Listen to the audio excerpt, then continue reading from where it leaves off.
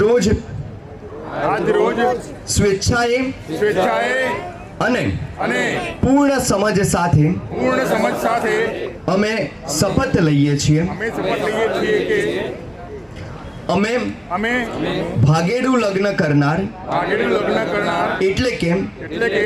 પરિવારની મંજૂરી પરિવારની મંજૂરી અને અને જાણ વગર થતા લગ્ન જાણ વગર થતા લગ્ન ને ને કોઈ પણ રીતે કોઈ પણ રીતે સમર્થન આપતા નથી। સમર્થન